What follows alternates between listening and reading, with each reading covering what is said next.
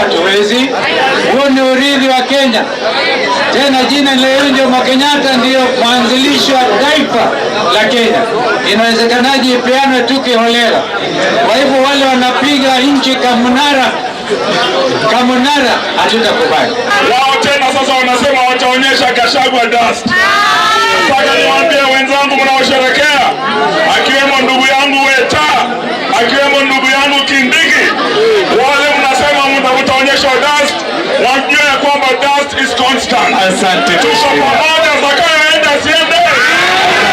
We do not support any proposals to amend our constitution to extend any elected leader's term in office, because we are believers in democracy. Democracy dictates that a country must have regular and scheduled elections.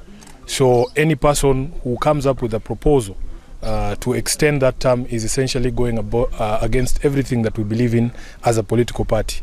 I want to assure members of the public that this is one of those bills that was brought for nuisance value. I think Senator Cherargei has had his 15 minutes of fame, and now it is time for us to sober up. There is nobody in the Senate that I know that supports that particular bill.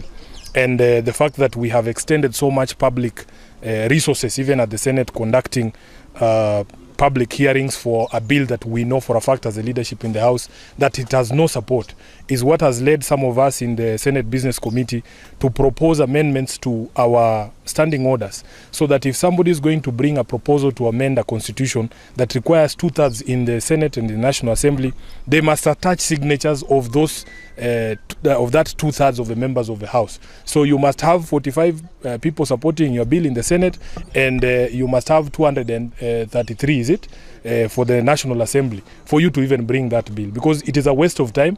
Everybody knows it has been brought for nuisance value. It has no support anywhere. It is just people chasing clout, and in the Senate it has no support at all. I would be very surprised if that bill even receives more than one vote, other than Senator Cherargei's own vote.